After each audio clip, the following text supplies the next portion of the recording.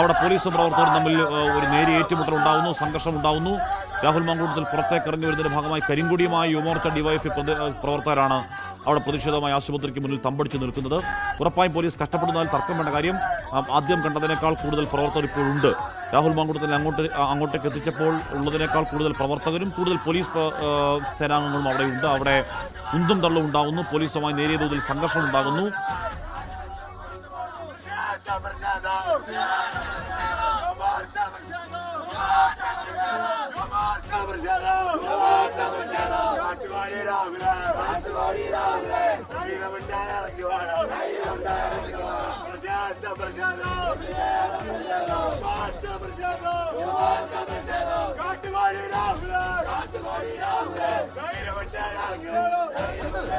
അങ്ങനെ വലിയ മുദ്രാവാക്യങ്ങളുടെ പശ്ചാത്തലം മുദ്രാവാക്യ മുഖരിതമാകുന്നു ആശുപത്രി പരിസരം.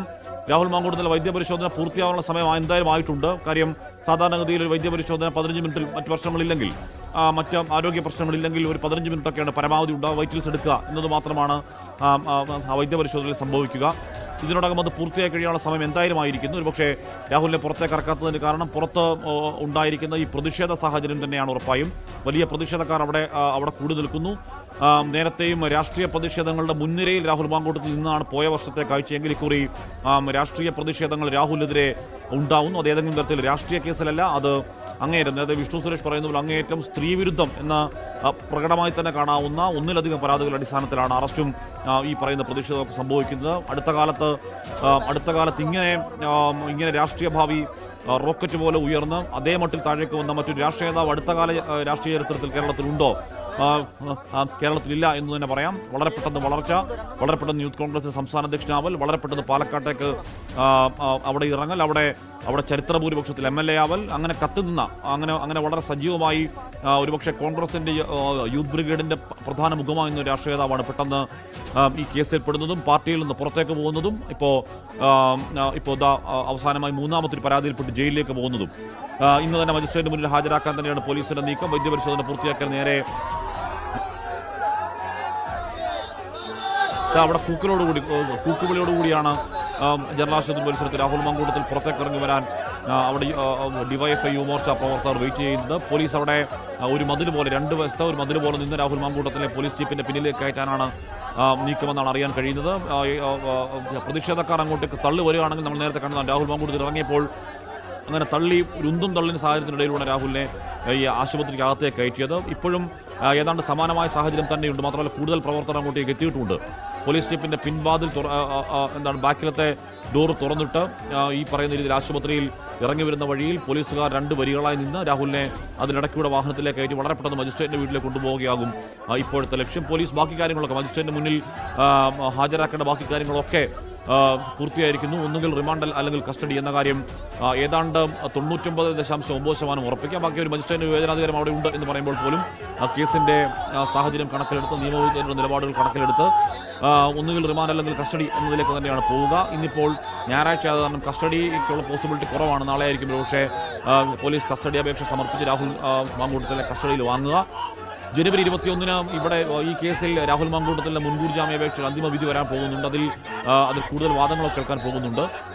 അതിൽ വാദം കേൾക്കുന്നതിൽ ഈ കേസിന്റെ ഡീറ്റെയിൽസ് വിവരങ്ങൾ നിർണായകമാണ്. കാര്യം പുതിയ കേസ് ഇത് രാഹുൽ മാങ്കൂട്ടത്തിൽ ഒരു സ്ഥിരം കുറ്റവാളിയാണ്, ഒരു ഹാബിച്വൽ ക്രിമിനലാണ്. ഈ പറയുന്ന പരാതികളിലൊക്കെ ഗർഭിണിയാക്കണം എന്നാവശ്യപ്പെട്ടുകൊണ്ട് പീഡനത്തിനിരയാക്കുക, ഗർഭിണിയാക്കുക, പിന്നീട് ഗർഭഛിദ്രത്തിന് വേണ്ടി നിർബന്ധിക്കുക, ഗർഭഛിദ്രം നടത്തുക, ഉപദ്രവിക്കുക, വളരെ വയലന്റായും അക്രമാസക്തനായി പെരുമാറുക തുടങ്ങിയ പരാതികളുടെ സ്വാഭാവികത അല്ലെങ്കിൽ സമാനതകൾ സ്വാഭാവികമായും കോടതികൾക്കും കാണാതിരിക്കാൻ കഴിയില്ല. അതൊക്കെ കോടതിയിലേക്ക് വരാൻ പോകുന്നുണ്ട്. എന്തായാലും രാഹുൽ മാങ്കൂട്ടത്തിൽ കേരളത്തിലെ ഏറ്റവും പ്രധാനപ്പെട്ട ഒരു നേതാവ്, ഒരു MLA ജയിലിലേക്ക് പോകുന്നു ഒരു ബലാത്സംഗ പീഡനാരോപണത്തിൽ എന്ന കാര്യത്തിൽ ഏതാണ്ട് ഇപ്പോൾ ഉറപ്പിക്കാം എന്ന് തന്നെ പറയാം. ഇന്നലെയാണ് രാഹുൽ മാങ്കൂട്ടത്തിലെ രാത്രി കസ്റ്റഡിയിലെടുത്ത് ദീർഘമണിക്കൂറുകൾ ചോദ്യം ചെയ്യൽ. വിഷ്ണു സുരേഷ് തുടർന്ന്. വിഷ്ണു, രാഹുൽ മാങ്കൂട്ടത്തിൽ വൈദ്യപരിശോധന കഴിഞ്ഞ് പുറത്തേക്ക് ഇറക്കാനുള്ള ഒരുക്കമാണെന്ന് തോന്നുന്നു അല്ലേ?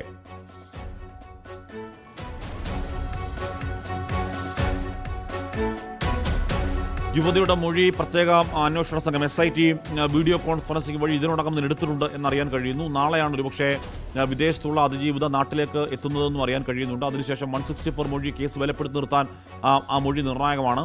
ആ മൊഴി എടുക്കേണ്ടതുണ്ട്. അങ്ങനെ ഈ കേസിൽ ഒരുപക്ഷെ ആദ്യ കേസിനേക്കാൾ ബലപ്പെടുന്നത് മൂന്നാമത്തെ കേസാണ് എന്ന് ഉറപ്പായും പറയാം. അതിന് കാരണം അത് തെളിവുകളുടെ ആധിക്യമാണ്. ഈ പറയുന്ന രീതിയിൽ DNA പരിശോധനയ്ക്ക് രാഹുൽ മാങ്കൂട്ടത്തിലിനെ ആവശ്യപ്പെട്ട അടക്കമുള്ള തെളിവുകൾ, ഭ്രൂണഹത്യയ്ക്ക് ശേഷമുള്ള സാമ്പിൾ ശേഖരണം, അതൊക്കെ വളരെ ഫുൾ പ്രൂഫായി അതിജീവിതയുടെ പക്കൽ തന്നെയുണ്ട്. ഈ കേസിനെ ബലപ്പെടുത്താൻ ആവശ്യമായ സകല തെളിവുകളും ഉണ്ട് എന്ന് തന്നെയാണ് SITയുടെ ആത്മവിശ്വാസം, കോൺഫിഡൻസ്. അതുകൊണ്ട് തന്നെ മജിസ്ട്രേറ്റിന് മുന്നിൽ എന്തായാലും ജാമ്യം കിട്ടാൻ പോകുന്നില്ല എന്ന് SIT ഉറപ്പിക്കുന്നു. അതല്ല, ഇനി കോടതിയിലേക്ക് വരികയാണെങ്കിലും അവിടെ ഏതെങ്കിലും തരത്തിൽ ജാമ്യം നിഷേധിക്കാൻ ആവശ്യമായ സകല തെളിവുകളും SITയുടെ പക്കൽ ഈ കേസിലുണ്ട് എന്ന് തന്നെയാണ് SITയുടെ കോൺഫിഡൻസ്. ആ കോൺഫിഡൻസിലാണ് വളരെ ഫുൾ പ്രൂഫായി ഈ പറയുന്ന രീതിയിൽ പഴുതുകൾ അടച്ചുകൊണ്ടുള്ള KPM റെസിഡൻസി ഹോട്ടലിൽ നിന്നുള്ള രാഹുൽ മാങ്കൂട്ടത്തിലെ അറസ്റ്റ്.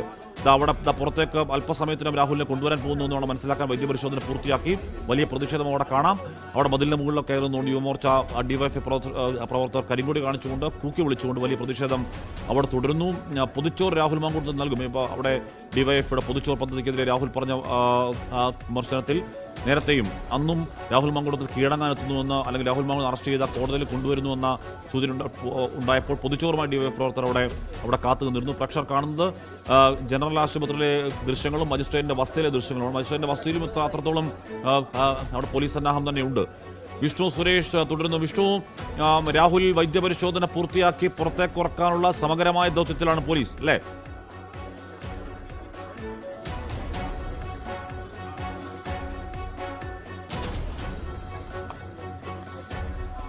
ഗർഭചിത്രത്തിന് രാഹുൽ മാങ്കൂട്ടത്തിൽ നിർബന്ധിച്ചുവെന്നും ബലാത്സംഗം ചെയ്തുവെന്നുമാണ് മൂന്നാമത്തെ പരാതി. ആദ്യ പരാതിയും ഏതാണ്ട് സമാനം തന്നെയാണ്. ഈ പരാതിയിലൊക്കെ അതിജീവിതമാർക്ക് രാഹുലിന് നേരിടേണ്ടി വന്നത് ക്രൂരമായ പീഡനമാണ്. പീഡനം എന്ന് ലൈംഗിക പീഡനത്തോടൊപ്പം തന്നെ ക്രൂരമായ ശാരീരിക പീഡനം, മുറിവേൽപ്പിക്കുക, മുഖത്തടിക്കുക, മുഖത്ത് തുപ്പുക തുടങ്ങിയ വളരെ വയലന്റായ അക്രമങ്ങൾ ഈ അതിജീവിതമാർക്ക് നേരിടേണ്ടി വന്നിട്ടുണ്ട് എന്നീ പരാതികളിലൊക്കെ അവർ പറയുന്നുണ്ട്. അത് രണ്ടാമത്തെ പരാതിയിലുമുണ്ട്. ഈ അക്രമാസക്തമായ പീഡനത്തിന്റെ കാര്യം രണ്ടാമത്തെ പരാതിയിലുമുണ്ട്. മൂന്നാമത്തെ പരാതിയിലും ഏതാണ്ട് സമാനമായ കാര്യം പറയുന്നു. മൂന്നാമത്തെ പരാതിയിൽ ഒരുപക്ഷെ ആദ്യ രണ്ട് പരാതികളിൽ വ്യത്യസ്തമായിട്ടുള്ളത് ഈ സാമ്പത്തിക ചൂഷണത്തിന്റെ ആരോപണമാണ്. ഈ പാലക്കാട് ഫ്ളാറ്റ് വാങ്ങാൻ പണം ചോദിച്ചു, പണം നിർബന്ധിച്ചു. വളരെ വിലപിടിപ്പുള്ള വസ്തുക്കൾ രാഹുൽ മാങ്കൂട്ടത്തിൽ വാങ്ങി നൽകി, പണം കൊടുത്തു. അത്തരത്തിലുള്ള കാര്യങ്ങൾ കൂടി മൂന്നാം പരാതി. ലൈംഗിക പീഡനത്തിനുപരി സാമ്പത്തിക ചൂഷണം, ലൈംഗിക ചൂഷണം മാത്രമല്ല സാമ്പത്തിക ചൂഷണം, പണച്ചൂഷണം ഉണ്ടായിട്ടുണ്ട് മൂന്നാമത്തെ പരാതിയിൽ എന്ന് പറയപ്പെടുന്നു. അത് ഈ പറയുന്ന വീഡിയോ കോൺഫറൻസിലൂടെ SIT രേഖപ്പെടുത്തിയ മൊഴിയിൽ അതിജീവിത വളരെ കൃത്യമായി തന്നെ പറയുന്നുണ്ട് എന്നാണ് അറിയാൻ കഴിയുന്നത്. അത് 164 രഹസ്യമൊഴിയിലേക്ക് അത് പോകണം. നാളെയാണ് അതിജീവിത ഒരുപക്ഷെ നാട്ടിലേക്ക് എത്തുക. ഉറപ്പായും അതിജീവിതമാർക്ക് ഈ വിഷയങ്ങൾ തുറന്നു പറയുന്നതിൽ, സമൂഹത്തിന് മുന്നിൽ നിൽക്കുന്നതിൽ ഒക്കെ വലിയ പ്രതിസന്ധികൾ, വളരെ ബുദ്ധിമുട്ടുകൾ ഒക്കെ ഉണ്ടാകും. പലരും ഇതിൽ ഭർത്തൃമതികളൊക്കെയാണ്. സ്വാഭാവികമായും അത്തരത്തിൽ പ്രാക്ടിക്കലായ പല പ്രശ്നങ്ങളുണ്ട്. അങ്ങനെ പ്രാക്ടിക്കലായ പല പ്രശ്നങ്ങളെയും അതിജീവിച്ചുകൊണ്ടാണ് അതിജീവിതമാർ അങ്ങനെ പുറത്തേക്ക് വന്ന് കാര്യങ്ങൾ തുറന്നു പറയുന്നത് എന്നതുകൂടി ഈ കേസുകൾ ഒന്നാമത്തെയും മൂന്നാമത്തെയും കേസുകളിലൊക്കെ വളരെ ഏറ്റവും ശ്രദ്ധിച്ച് എടുത്തു പറയേണ്ട കാര്യം തന്നെയാണ്. ലോകത്തെവിടെയായാലും ഏത് സമയത്തും 24 വാർത്തകളും ഓഗ്മെന്റഡ് റിയാലിറ്റി പാക്കേജുകളും എക്സ്പ്ലെയിനറുകളും വിശദമായി കാണാൻ ഞങ്ങളുടെ YouTube ചാനൽ നിങ്ങൾക്ക് സബ്സ്ക്രൈബ് ചെയ്യാം.